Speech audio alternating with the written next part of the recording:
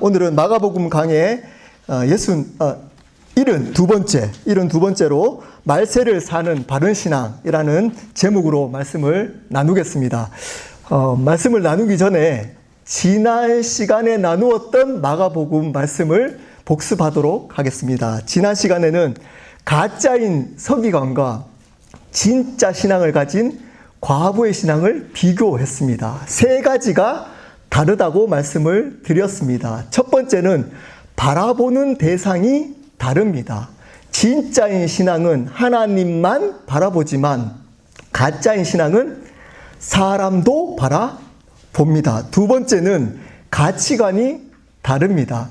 하나님을 바르게 믿는 사람들은 하나님의 가치관, 하나님의 관점으로 세상을 바라봅니다. 나의 삶을 바라봅니다. 하지만 가짜인 신앙은 세상의 가치관, 세상의 관점으로 상황이나 자신의 삶을 바라봅니다. 세 번째는 목적이 다릅니다. 하나님을 바르게 믿는 신앙은 하나님만 목적되지만 가짜 신앙은 사람의 인정이 목적, 세상의 성공이 목적된다고 말씀을 드렸습니다. 오늘은 말세를 사는 바른 신앙에 대해서 나누겠습니다. 앞으로 3주 동안 말세를 사는 바른 신앙이 무엇인지를 나누겠습니다. 이 마가복음, 오늘 나누는 이 13장은 복음서의 요한계시록이라고 합니다. 여러분, 요한계시록이 여러 가지 비유와 상징이 있기 때문에 읽기가 힘들잖아요. 그렇다면 이 3주 동안 집중을 하게 되면 여러분, 말세에 어떤 일이 일어나고 그 말세를 우리는 어떻게 살아야 되는지를 바르게 알 수가 있습니다. 여러분, 질문 한번 해보겠습니다. 여러분들은 예수님이 다시 오실 것을 믿습니까? 이것을 믿는 신앙과 믿지 않는 신앙은 완전히 다릅니다. 구약에 예언했던 예수님이 2000년 전에 오셨듯이 신약에 다시 오겠다고 말씀하신 그 예수님은 앞으로 다시 오실 겁니다. 여러분, 그 예수님을 믿는 자들은 반드시 다른 삶을 살게 되어져 있습니다. 자, 그렇다면 먼저 말세가 뭔지를 알아봐야 할 겁니다. 여러분, 말세가 언제일까요? 말세. 여러분, 말세라고 하면 꽤 많은 사람들이 앞으로 일어나야 예수님이 이제 곧 오실 그때 미래라고 생각하는 사람들이 생각보다 많습니다. 성경에서 말하고 있는 정확한 말세는 언제냐면 예수님이 처음 오셨을 초림과 예수님이 앞으로 오실 재림 그 사이를 말세라고 합니다. 그러므로 언제가 말세인가요?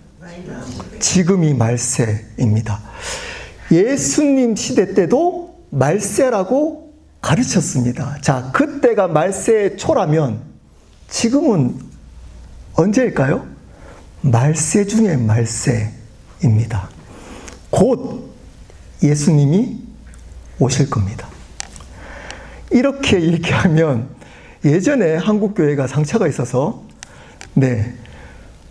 다시 오실 예수님을 시간을 정하는 것은 위험하지만 여러분, 다시 예수님이 오신다는 사실을 바르게 가르쳐야 합니다. 교회는. 여러분, 만약에 지금 예수님이 이 자리에 다시 오신다면 한번 생각해 보십시오. 만약에 여러분 예수님이 이 자리에 다시 오신다면 여러분들은 기쁘신가요? 아니면 두려우신가요? 네. 대답하셔도 됩니다. 네, 속으로. 네, 솔직히 저는 조금 두려운 마음도 네, 있습니다. 저는 저를 알기 때문에. 근데 바른 신앙은 뭘까요? 기뻐야 되는 겁니다. 왜 두려울까요? 하나님의 뜻대로 살지 않는 자들은 지금 예수님이 오시면 두렵습니다. 왜냐? 2000년 전에 예수님은 어떤 분으로 오셨죠? 구원자로 오셨습니다. 우리의 죄를 용서하시고 영원한 생명을 주시고자 하는 구원자로 오셨습니다. 근데 다시 오실 예수님은 어떤 분으로 오실까요? 심판자로 오십니다. 여러분, 근데 교회는, 목사는 이 땅에서 잘 사는 구원자 예수님만 가르칩니다.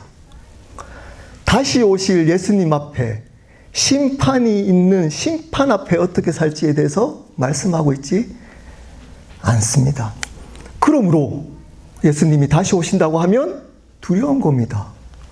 이 땅에서만 관심이 있던 사람들, 예수님도 이 땅에 내 삶을 풍성하게 만드는 것, 나의 일, 나의 가정, 나의 미래, 내가 가지고 있는 그 성공을 이루어지는 도구로 여겼던 분들은 큰일 납니다. 예수님 오시면. 그 이유를 앞으로 말씀을 보면 3주 동안 왜 그런지, 그리고 그러면 어떻게 우리는 지금 이 말세를 살아야 하는지를 알아보도록 하겠습니다. 자, 그 전에 우리 1절, 2절 말씀을 우리 한번, 오늘 13장 1절, 2절 말씀을 먼저 한번 읽어보도록 하시겠습니다. 읽겠습니다. 예수께서 성전에 나가실 때 제자 중 하나에게 이르시되 이 돌들이 어떠하며 이 건물이, 네, 여기까지만 읽겠습니다. 1절만. 네. 예수님께서 성전에서 나가셨다 라고 하는 것은 육체적인 떠남만 의미하는 것이 아니라 여기에는 영적인 의미가 있습니다. 어떤 영적인 의미가 있을까요? 이 헤롯 성전, 예루살렘 성전에서는 예수님이 함께하지 않음을, 그러한 교회를 떠난 것만 무성하고 실질적으로 하나님이 원하시는 열매가 없는 그 교회에 예수님이 계시지 않는다는 것을 보여주고 있습니다. 반대로 겉이 초라하더라도, 저희가 좀 초라하잖아요. 초라하더라도 실질적으로 복음의 열매를 맺고 살아가는 교회 공동체라면 예수님은 함께 계신다는 겁니다. 그러므로 이 자리에 예수님이 함께 계십니다. 그 믿음으로 예배해야 하는 겁니다. 자, 이제는 건물 위주의 예배당 중심의 교회를 세우겠다가 아니고 어떤 위주예요? 제자, 실질적으로 예수님을 주인으로 믿는 자들의 모임의 교회를 세우겠다라는 의미를 가지고 있습니다. 그럼에도 불구하고 여전히 예배당 중심의 교회, 건물 중심의 교회, 거기를 채우는 것을 부흥이라고 가르치는, 성장이라고 가르치는 교회의 시대를 우리는 살고 있습니다. 속으면 안 됩니다. 이미 그때는 거기에는 예수님이 계시지 않는다는 것을 보여주고 있는 겁니다. 자, 그때 질문합니다. 제자 중 한 명이 선생님이여 보소서 이 돌들이 어떠하며 이 건물이 어떠하리까? 지금 헤롯 성전을 보면서 이 헤롯 성전이 어떠할 것을 묻습니다. 왜 그랬을까요? 이전에 마가복음에 나와 있지 않지만 우리 설교 노트 볼까요? 요한복음 2장 19절에 예수님이 이 성전을 무너뜨리겠다라고 말씀을 하신 겁니다.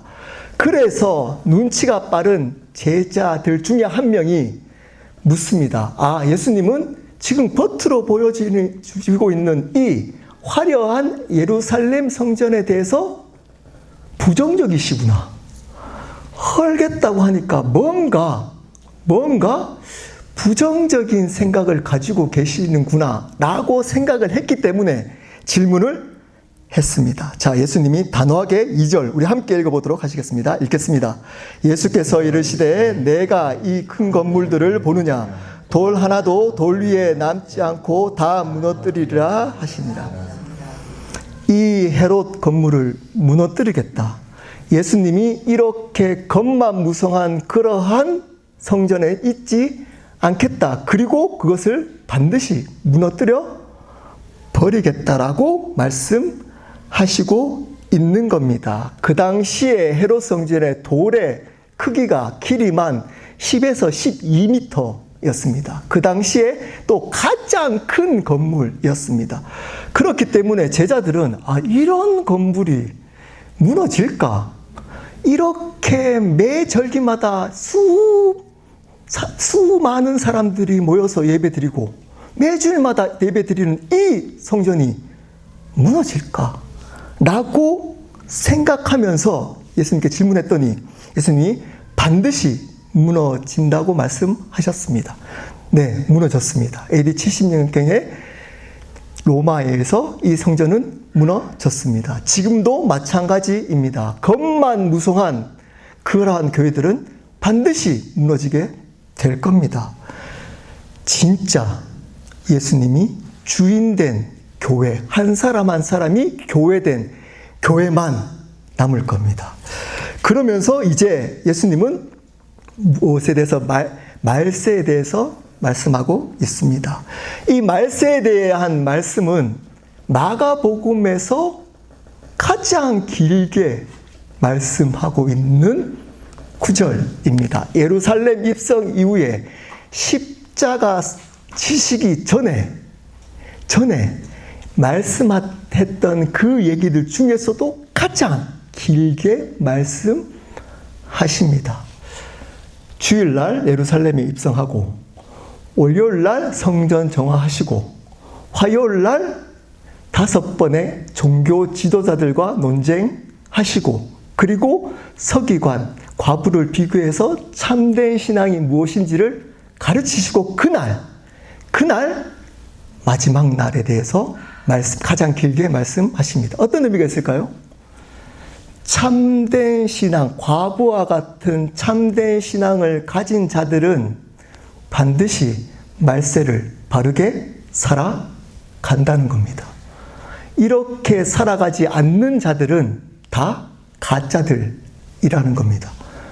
서기관과 같은 자들이라는 것을 강력하게 지적하고 있습니다. 이것이 신앙에서 가장 중요하다는 겁니다. 자, 말세를 어떻게 살아가야 할까요? 첫 번째입니다. 설교 노트 한번 보실까요? 글자가 좀 적네요. 네, 한번 보실까요? 첫 번째, 사람의 미혹에 주의해야 합니다. 우리 3절, 4절 말씀 우리 함께 읽어보도록 하시겠습니다. 읽겠습니다. 예수께서 감난산에서 성전을 마주하여 요한과 안드레가 조용히 묻되 우리에게 이르소서 어느 때에 이런 일이 있겠사오며 이 모든 일이 이루어지려 할 때에 무슨 징조가 있사오리까? 예수님이 성전에서 나왔습니다. 나오셔서 어디 갔습니까? 감난산에 올라가셔서 헤롯 성전을 바라봅니다. 이 감난산은 이 헤롯 성전이 있는 그 산보다 더 높습니다. 어떤 의미가 있을까요? 네, 하나님의 위치에서 그 성전을 바라보고 하나님의 관점에서 그 성전을 바라보고 말씀하신다는 것을 눈으로 보여주고 있는 겁니다. 자, 그럴 때 베드로와 야고보와 요한, 안드레, 핵심 제자가 조용히 묻습니다. 네, 어떤 모습인지 알겠죠? 왜 조용히 물었을까요? 네, 두려운 겁니다. 진짜 그러면 어떡하지? 이들은 지금 진짜 신앙을 가지고 있는 자들인가요? 가짜 신앙인가요? 가짜입니다. 부활 뒤에 진짜 신앙으로 바뀐 자들입니다. 이들은 묻습니다. 진짜 어떡하지 이거? 진짜 이제까지 나는 그 성전을 바라보고 자기의 꿈을 예수님을 통해서 뭔가 이룰 그 정치적 메시아, 나의 삶에 뭔가를 이루실 그분을 때문에 따랐는데 예수님 그걸 무너뜨려 버리겠다는 겁니다. 그래서 두려움 가운데 정말 그러면 어떡하지? 라고 두려워하며 묻습니다. 그럴 때 그 4절에 질문이 나옵니다. 그 내용이 어느 때 이런 일이 있겠사오며 이 모든 일이 이루어지려 할 때는 무슨 징조가 있사오리까? 여기서 이런 일이 언젠가요? 성전이 무너지는 그 일입니다. 유대인들은 성전이 무너지는 그 때가 마지막 말세라고 믿었습니다. 그러므로 이 질문은 말세, 마지막 날이 언제 일어나겠으며 마지막 때, 말세 때는 어떤 징조가 있겠습니까? 라고 물었던 겁니다. 왜요? 예수님이 지금 성전을 무너뜨리겠다고 하니까 이들은 어떤 생각을 가졌나요? 말세를 이야기를 하시는구나 라고 생각하고 이 질문을 한 겁니다. 말세가 언제고 그리고 그때 어떤 징조가 있겠습니까? 라고 물었던 겁니다. 그랬더니 예수님이 대답합니다. 우리 5절 말씀 함께 읽어보도록 하시겠습니다. 읽겠습니다. 예수께서 이르시되 너희가 사람의 미혹을 받지 않도록 주의하라. 너희가 사람의 미혹을 받지 않도록 주의하라라고 말씀하십니다. 동문서답입니다. 지금 예수님은 무엇을 물었나요? 예수님께 무엇을 물었나요? 제자들이? 어느 때 징조를 물었는데 지금 예수님은 뭐라고 얘기하나요? 미혹을 당하지 않도록 주의하라라고 대답합니다. 여러분, 때는 절대 모릅니다. 여러분, 때를 이야기하는, 말세의 때를 이야기하는 모든 사람들은 이단입니다. 아주 쉽게 이단을 분별할 수 있는 방법. 때를 언제 예수님이 재림한다라고 시간, 그리고 언제쯤이라고 얘기하는 모든 단체, 사람, 공동체는 이단입니다. 때는 절대 모름. 뒤에 마가복음 13장 32절에 보면 아버지만, 하나님만 아신다. 절대 모른다. 하나님은 그때까지 참고 기다리고 계신다. 그리고 도적같이 올 거다. 우리의 죽음이 갑자기 올 수 있듯이 예수님의 다시 오심도 갑자기 오실 거다 라고 말씀하고 있습니다. 만약에 알려주면 어떻게 될까요? 여러분, 예수님이 다음 주 목요일 날 오십니다. 알려줬어요. 그럼 지금부터 아마 여러분들 지금부터 그 회개하고 하나님께 나간다고 할 겁니다. 그 신앙 진짜일까요? 가짜입니다. 지금 신앙으로 심판하겠다는 겁니다. 여러분, 지금 여러분이 가지고 있는 요 신앙으로 하나님이 심판하시겠다는 겁니다. 그러면서 이렇게 이야기합니다. 그 미혹하는 내용을 또 6절에 이야기를 합니다. 우리 함께 읽어보도록 하시겠습니다. 읽겠습니다.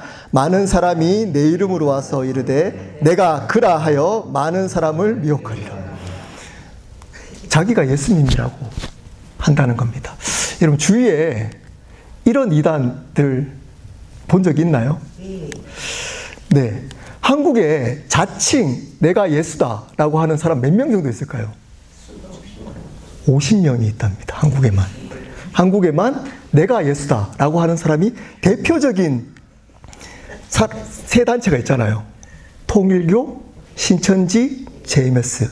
여러분, 통일교가 성도가 한 얼마 정도 될까요? 전 세계에 300만 명이랍니다. 통일교가 성도가 300만 명.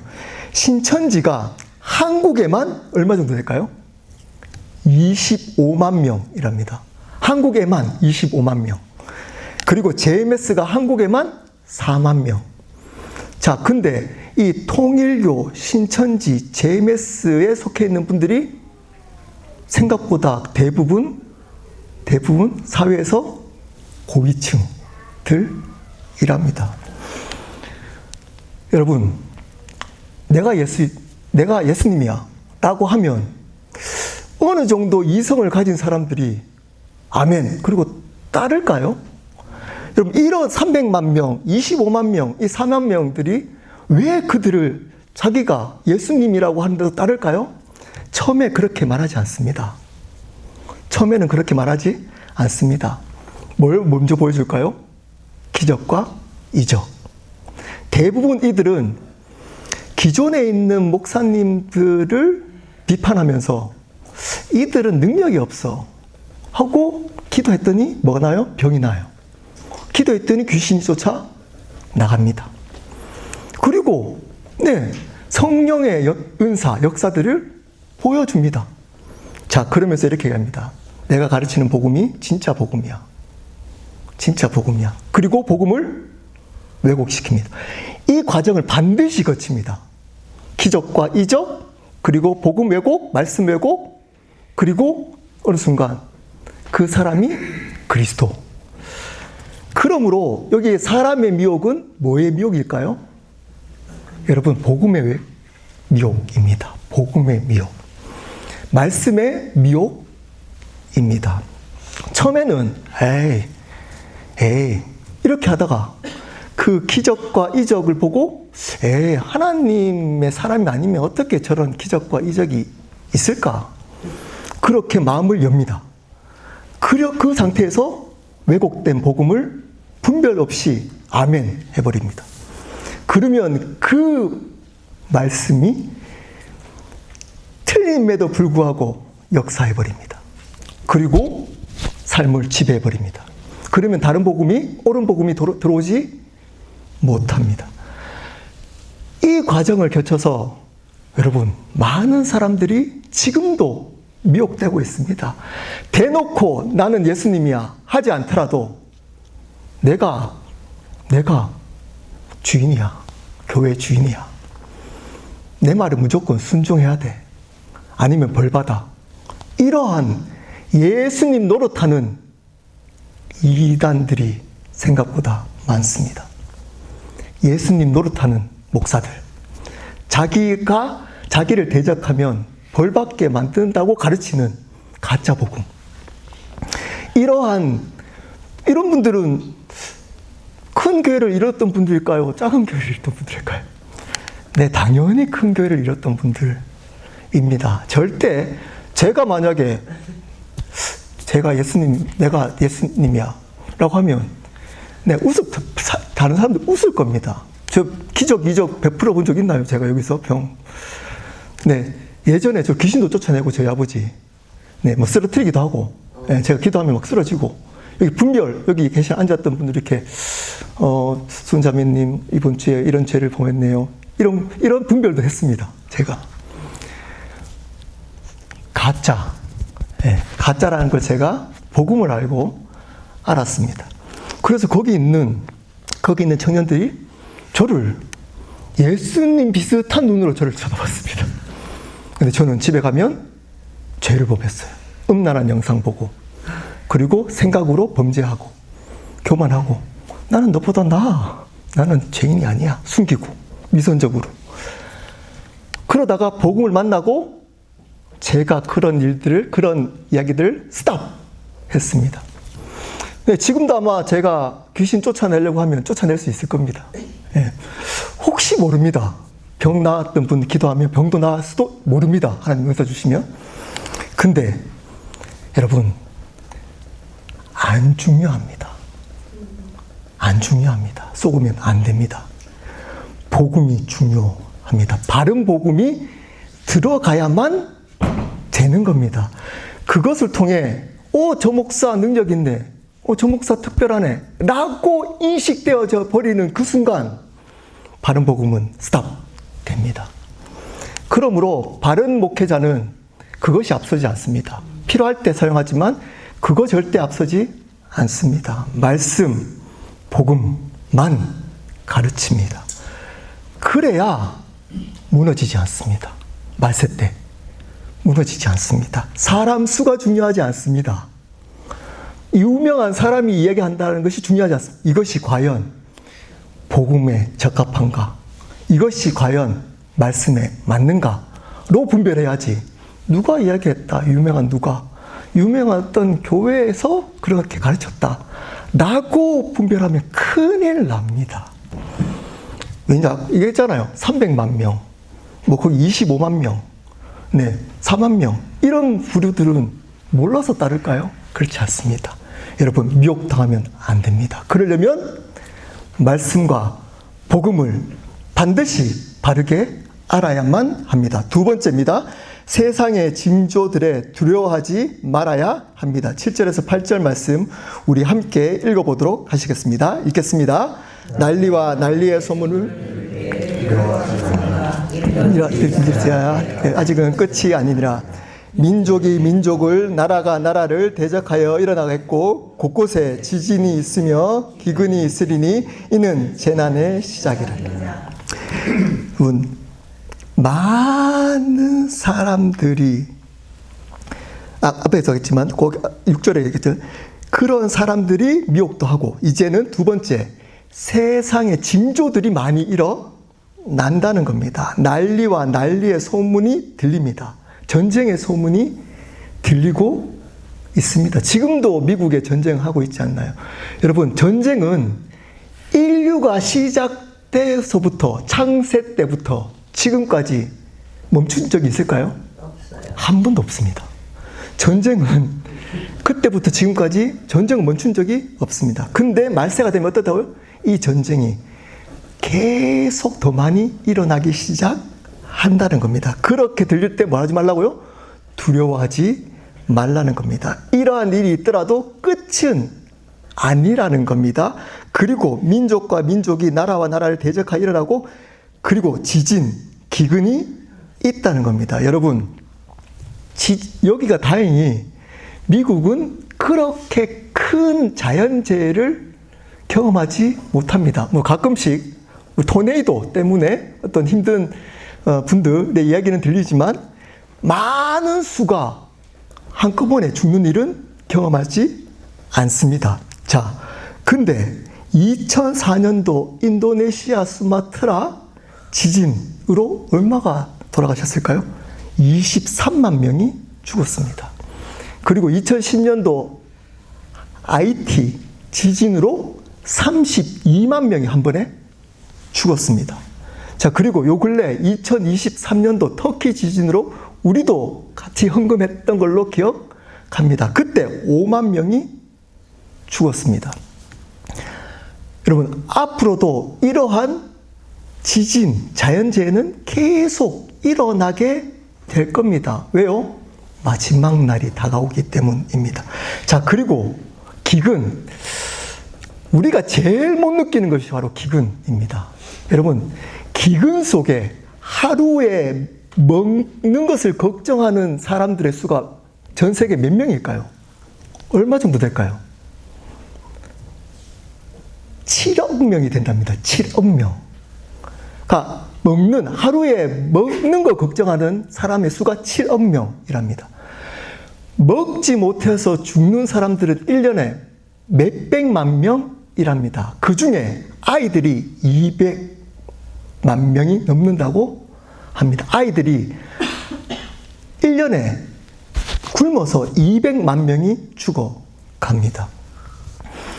지금도 몇 초 단위로 아이들이 기근으로 죽습니다. 초 단위로. 지금 이렇게 얘기할 때도 아이들이 기근으로 죽어가고 있습니다. 우리가 못 느끼기 때문에 그 세상의 징조들을 모를 뿐인 겁니다. 여러분, 그것이 축복일까요? 세상의 징조를 모르는 것이 축복일까요?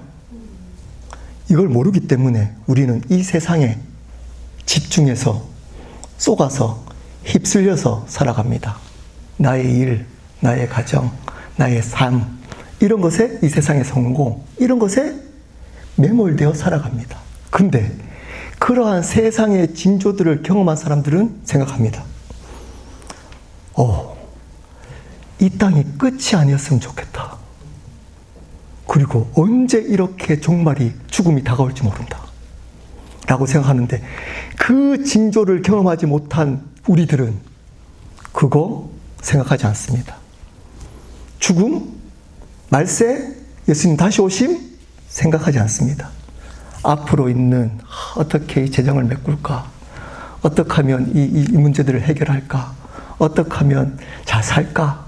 이런 것만 생각하고 살아갑니다. 그러다가 예수님이 오십니다. 그러다가 죽음이 옵니다. 이거에 대해서 생각하지도 않고 심지어 교회도 이것에 대해서 선포하지 않습니다. 근데 그러한 징조들을 겪을 때, 물론 자연재해가 아니더라도 우리 이 땅에는, 지금 미국에는 또 다른 두려움이 있습니다. 이거 말고 자연재해가 있는 사람들은 두려움이 있습니다. 언제 죽을지 모르는구나. 마지막 날이 올 수도 있겠구나. 라는 두려움이 있지만, 그렇지 않는 이 나라, 미국 같은 나라, 편안한 나라는 어떤 두려움이 있을까요?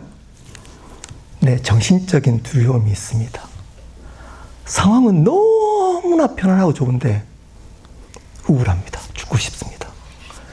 행복이 없습니다. 기쁨이 없습니다. 앞을 생각하면 두렵습니다. 나를 생각하면 우울합니다. 이 두려움으로 살아가고 있습니다. 많은 사람들은 이 두려움 속에서 힘들어합니다. 근데 믿는 자들은 두려워하지 말아야 합니다.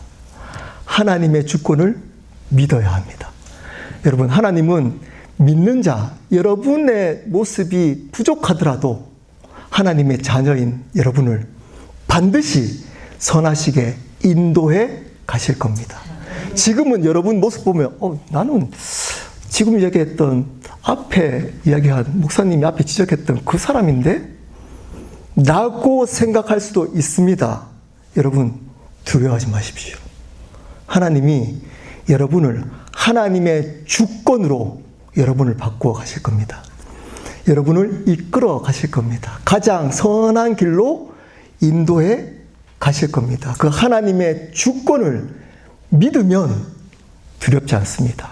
자연재해가 있더라도, 여러분의 모습이 비록 나는 왜 이럴까 하더라도 하나님, 그분의 살아계심, 그분의 주권을 믿으면 여러분, 두려움은 떠나가게 되어져 있는 겁니다. 빛이 들어오면 두려움은 떠나갈 수밖에 없습니다. 두려움으로 살아가지 마십시오. 마지막 세 번째입니다. 복음을 위해 살아야 합니다. 10절부터 13절 말씀. 이것이 가장 중요합니다. 우리 13절, 우리 몇 절이죠? 우리 9절 말씀 우리 함께 읽어보도록 하시겠습니다. 읽겠습니다. 너희는 스스로 조심하라. 너희를 회당에서 매질하겠으며 나로 말미암아 너희가 권력자들과 임금들 앞에 서리니 이는 그들에게 증거가 되려 하려 함이라. 스스로 조심해라 라는 말은 육신적으로 조심해라 라는 의미가 아니고 영적으로 깨어 있으라 라는 의미입니다. 영적으로 깨어 있어야 어떤 일이 있다고요? 이는 그들에게 증거, 하나님의 증인이 될 수 있다는 겁니다. 깨어있는 자들만 하나님의 증인이 되고, 깨어있지 않으면 믿는 자라고 하더라도 하나님의 증인으로 살아갈 수 없고 세상 사람들과 똑같이 살아갈 수밖에 없다는 겁니다. 자, 어떤 일이 있을까요? 믿는 자들에게 사람들이 너희를 공회에 넘겨주겠고 너희를 회당에 매질하겠으며 나로 말미암아 너희가 권력자들과 임금들 앞에서 서리니, 권력자들, 세상에 힘 있는 자들을 통해서 고난을 받게 될 거라는 겁니다. 세상의 권력, 세상의 힘이 여러분들을 고난을 줄 거라는 겁니다. 근데 깨어 있으면 그 고난들 가운데 뭐가 된다고요? 예수님의 증인이 됩니다. 근데 깨어 있지 않으면 이 고난 가운데 어떻게 될까요? 무너집니다. 무너집니다. 구원은 네, 사라지지 않겠지만 세상 사람들과 똑같이 힘들게 살아가게 될 겁니다. 여러분, 믿는 자들에게는 반드시 고난이 있습니다. 세상의 권력, 세상의 힘으로부터 주어진 고난, 세상이 여러분들을 위협할 겁니다. 바보같이 이렇게 살아. 야, 그렇게 못 살아. 그렇게 살아면 큰일 나. 이렇게 세상에서 말하고 있는 이 힘을 얻어야 돼. 그렇게 내려놓고 예수님을 위해 살면 될 거야. 이러한 유혹, 고난들이 계속 있다는 겁니다. 근데 그럴 때 깨어있으면 아, 그래, 이거는 유혹이야. 이것은 고난이야. 그리고 복음의 예수님의 증인이 됩니다. 근데 그 증인이 하는 일이 있습니다. 자, 10절 말씀 우리 함께 읽어보도록 하시겠습니다. 읽겠습니다. 또 복음이 먼저 만국에 전파되려야 할 것이니라. 자, 그 증인이 하는 것이 뭐라고요? 복음을 전파하는 것이라고 합니다. 자, 여기서 중요한 단어가 뭘까요? 먼저입니다. 먼저 해야 할 것이 있다는 겁니다. 여러분, 가정을 위해서 먹고 사는 것이 중요할까요? 중요하지 않을까요? 중요합니다. 여러분, 여러분의 건강을 지키기 위해서 열심히 노력하는 것 중요할까요? 중요하지 않을까요? 중요합니다.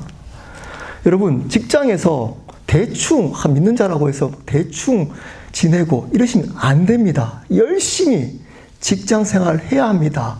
여러분, 열심히 재정을 벌어야 합니다. 열심히 자녀, 가정 지키고 노력해야 합니다. 중요합니다. 근데 뭐가 있다고요? 먼저 해야 할 것이 있다는 거예요. 먼저 해야 될 게 뭐라고요? 복음을 전하는 거랍니다. 복음을. 여러분, 이것이 중요하다라고 강조 안 하는 것도 위험합니다. 그것을 뭐라고 하냐면 이단입니다. 이것도 신비주의적 이단입니다. 근데 더 무서운 이단이 있습니다. 이것만 강조하는 겁니다. 이것을 은혜라고 가르치는 겁니다. 먼저 해야 될 것을 먼저 이야기를 해야 합니다. 강조해야 하는 겁니다. 그게 뭐라고요? 복음을 전하는 거랍니다. 여러분, 교회에서 많은 일들을 해야 합니다. 네, 해야 합니다. 교육도 해야 되고, 설교, 찬양, 예배 드리는 것, 그리고 모여서 또 교제, 또 제자훈련, 여러 가지를 해야 합니다. 근데 먼저 해야 할 게 있습니다. 먼저. 그게 뭘까요? 복음을 전하는 겁니다. 근데 복음을 먼저 전하지 않습니다. 복음은 끝에 전합니다. 이거 다 하고 좀 여유가 있으면 이거. 여러분, 복음을 먼저 전하면 어떤 일이 있을까요? 11절 말씀 우리 함께 읽어보도록 하시겠습니다. 읽겠습니다. 사람들이 너희를 끌어다가 넘겨줄 때 무슨 말을 할까 미리 염려하지 말고 무엇이든지 그때 말하는 이는 너희가 아니요 성령이시니라. 여러분, 먼저 전하는 삶을 살거나 먼저 전하는 교회는 고난과 공격이 있습니다. 반드시. 그때 두려워하지 말라는 겁니다. 그때 두려워하지 말라. 성령께서 어떤 권력자, 사람들, 왜 지금은 이 상황 속에서는 예수님 시대에서는 그들에게 전하기 위해서는 그 상황에 맞도록 지금 예수님이 설명하기 위한 겁니다. 그때는 예수님이 아직까지 십자가에 돌아가시지 않은 시기 때문에 어떤 고난을 비유했을까요? 네. 종교 지도자들에게 핍박받는 것으로 비유를 합니다. 자, 그러한 핍박도 물론 있겠지만, 자, 예수님이 오시고 난 후에 말세를 사는 우리에게는 어떤 핍박이 있을까요? 사단이 반드시 그 복음의 공동체, 복음의 사람을 공격합니다. 그리고 여기 있는 힘으로 누릅니다. 힘으로. 그럴 때 염려하지 말라는 겁니다. 하나님께서, 성령께서 말할 말을 주시겠다는 겁니다. 이길 수 있는 힘을 주실 겁니다. 성령께서 그 공동체, 그 삶에 이길 수 있는 힘을 주실 겁니다. 자, 그리고 또 하나 있습니다. 12절, 가정에 대해서 얘기합니다. 함께 읽겠습니다. 형제가 형제를, 아버지가 자식을 죽는 데에 내주며 자식들이 부모를 대적하여 죽게 하리라. 제가 초창기 때 예수님을 믿고 나서 저는 어머니를 너무 사랑했거든요. 10년 동안 병수발을 다 했기 때문에 저희 3명의 아이들이, 자녀들이 동사무소에서 주는 효자상도 받았습니다. 그 정도로 대소변 다 받고 10년 동안 그렇게 했기 때문에 제가 이 말씀을 읽는데 시험 들었습니다. 이 말씀을 읽는데 예수 믿으면 형제가 형제를, 아버지가 자식을 죽는데 내어준다는 거예요. 예수님 믿어야 되나? 라는 생각이 들었습니다. 아마 지금 이야기를 듣는 순간 그러면 가정을 무너뜨려야 되는가? 라고 생각하는 분도 분명히 있을 수 있습니다. 여러분, 이런 의미가, 그런 의미가 아닙니다. 아닙니다. 자, 근데 중요한 의미가 있습니다. 여러분, 주 예수를 믿으라. 그리하면 구원을 얻는 두 존재가 있습니다. 뭐죠? 너와 내 가족. 너와 내 가정이 구원을 얻겠다. 여러분, 구원은 개인적인 것과 동시에 공동체적인 겁니다. 중요한 개념입니다. 여러분, 개인의 구원 중요합니다. 각자 개인의 구원 중요합니다. 근데 그 구원은 반드시 영향력, 가정, 공동체에 영향력을 끼칩니다. 그러므로 사탄이 해야 될 역할이 뭘까요? 네. 그 복음의 영향력들을 막는 겁니다. 가정에서. 가정에서 그 복음이 흘러가는, 자녀에게 흘러가도록 또는 부모에게 흘러가도록 막는 겁니다.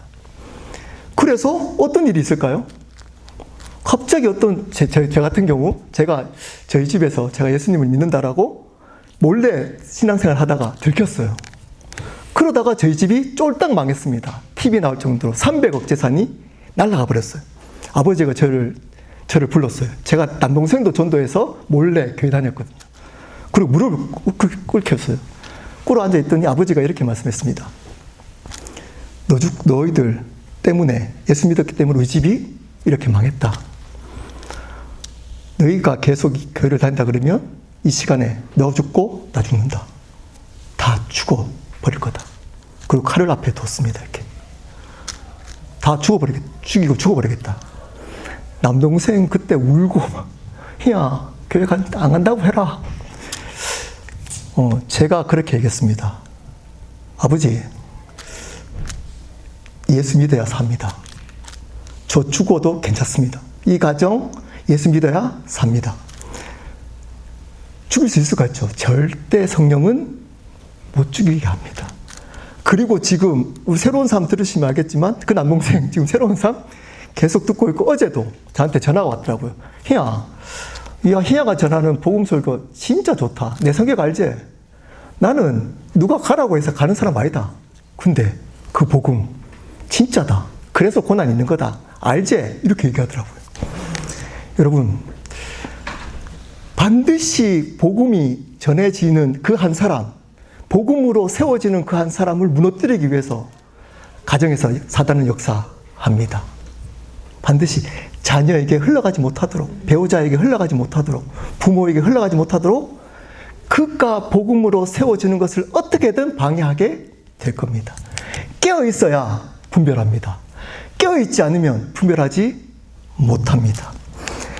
13절 말씀 입니다. 마지막 우리 함께 읽도록 하겠습니다. 읽겠습니다. 또 너희가 내 이름으로 말미암아 모든 사람에게 미움을 받을 것이나 끝까지 견디는 자는 구원을 받으리라. 여러분, 이제까지 이야기 들으니까 쉽나요? 어렵나요?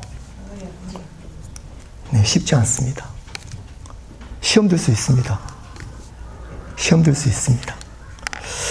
이 말은 지금 끝까지 견디면 끝까지 인내하는 행위가 있어야 구원받는다는 의미가 아닙니다. 자, 잘 들어보십시오. 이 말씀의 의미를 잘 이해해야 합니다.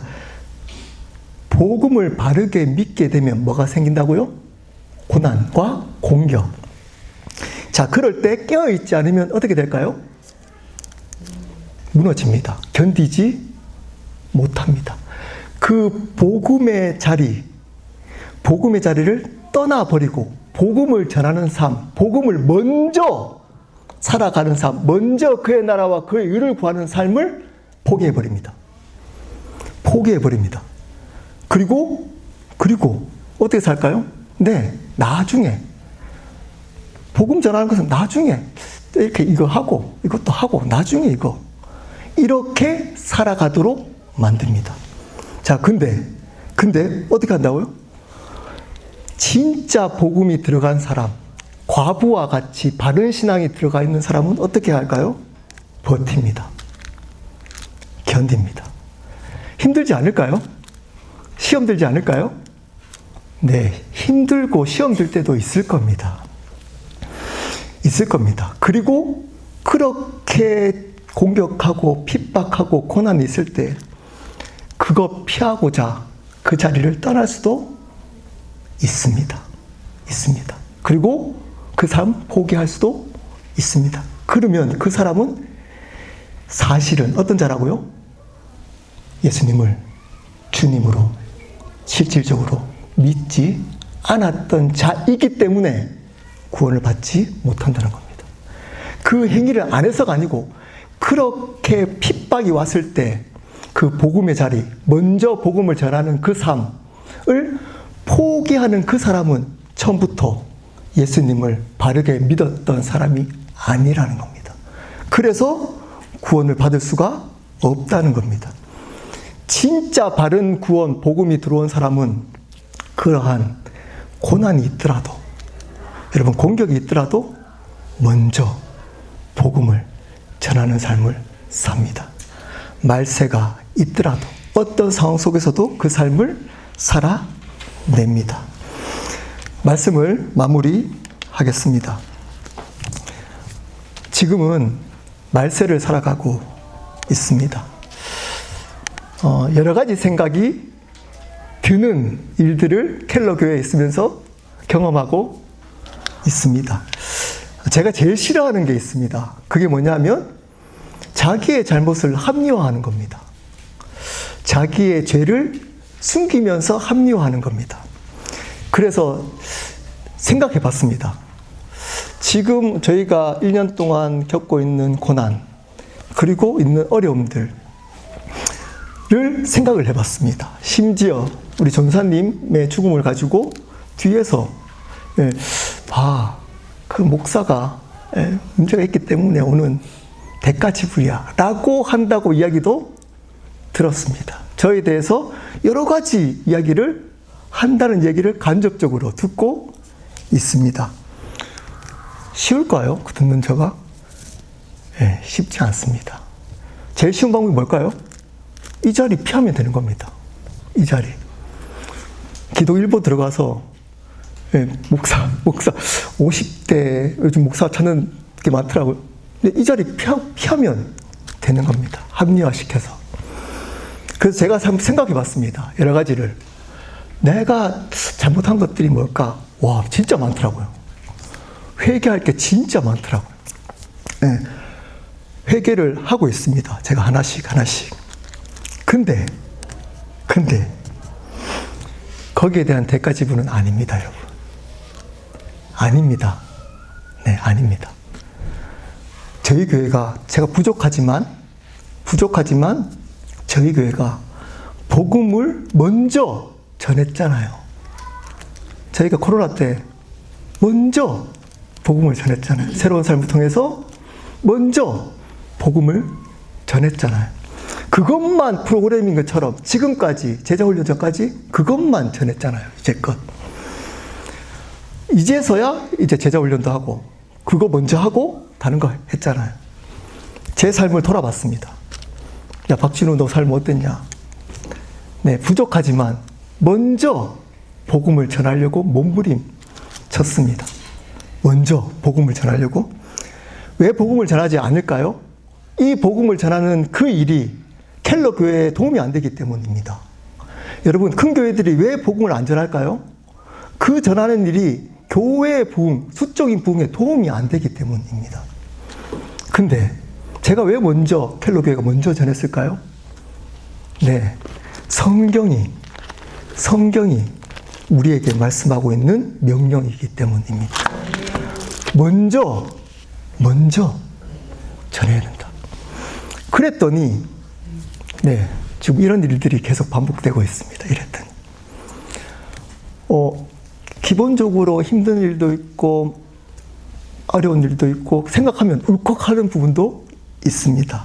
근데 너무 감사합니다. 너무 감사합니다. 지금 예수님이 딱 오시잖아요. 너무 좋을 것 같아요. 찬스다. 마라나타. 예수님, 주 예수여, 빨리 오십시오. 예수님, 빨리 오십시오. 그 마음이 충만해져 있습니다. 제가 예전에 열심히 내 나름대로 있잖아요. 귀신 쫓아내고 막 했을 때 두려웠어요. 왜냐하면 제가 혼자 있을 때 별짓 다 했거든요. 죄 다 짓고 생각으로 교만해요.